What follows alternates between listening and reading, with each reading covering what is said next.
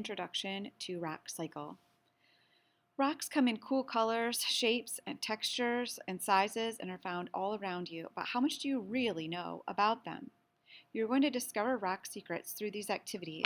Create a rock collection as you learn about the three main types of rock. Find out how to tell the different rock types apart and see how rocks change from one type to another. This is igneous rock. These are sediments. Remember, we've been talking a lot about sediments. Sediments can turn into sedimentary rocks. Sedimentary rocks can turn into metamorphic rocks.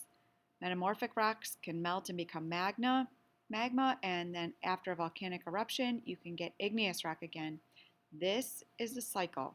Continues, goes on and on and on. We're going to begin with the types of rocks.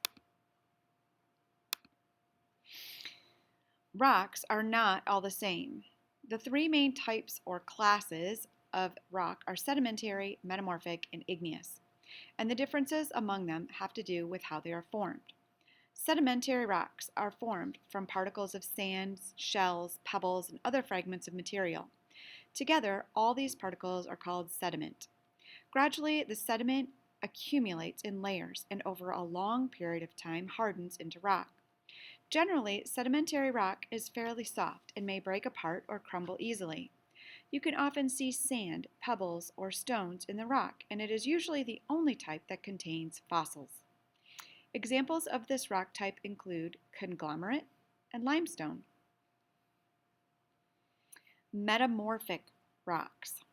Metamorphic rocks are formed under the surface of the earth from the metamorphosis, which is a change, that occurs due to intense heat and pressure, which is squeezing. The rocks that result from these processes often have ribbon-like layers and may have shiny crystals formed by minerals growing slowly over time on their surface.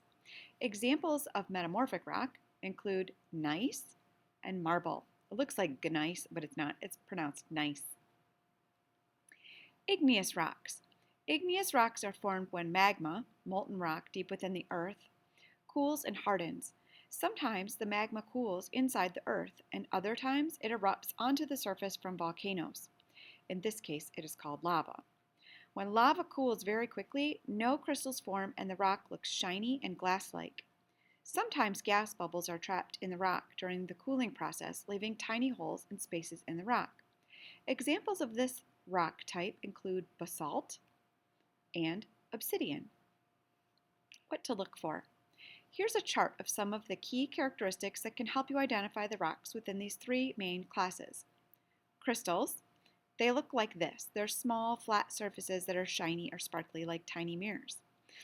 Fossils, imprints of leaves, shells, insects, or other items in the rock. Gas bubbles, these are holes like Swiss cheese in the rocks. Glassy surface, a shiny, smooth surface looks like colored glass. Ribbon-like layers, they're straight or wavy stripes of different colors in the rock. Sand or pebbles, individual stones, pebbles, or sand grains that are visible in the rock. Now we're going to start our rock collection. It says, see if you can identify the rock types. So it says, start your rock collection. Click on a rock in the landscape to learn more about it, and then add the sample to your collection. So there are just rocks all over. I'm just going to add them all to the rock collection. It will tell you that gneiss has ribbon-like layers, and we're going to add it to the collection. It's going to tell you all about marble. This rock has crystals that are formed, okay? This one is called a conglomerate. It has sand and pebbles visible in it.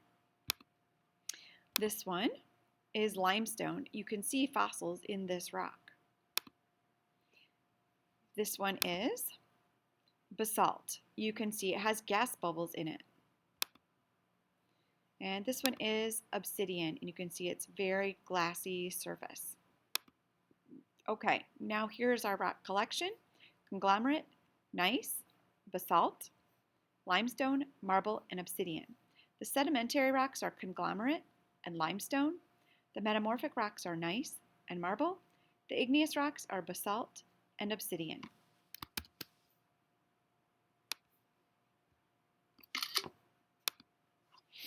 You'll have a total of 6 minutes to complete this activity. First, you must correctly identify the rock's characteristics, and then you must pick out the class to which the rock belongs. Each question is worth 1 point, and you'll have 1 chance to get the answer right. So you're going to go ahead and click on the link and go ahead and do this. So I'm going to skip it and talk about how rocks change. Rocks can change with heat and pressure, and there is an interactive here. They can change with cooling, and they can change with compacting and cementing. Okay? And that is it for this particular rock cycle interactive.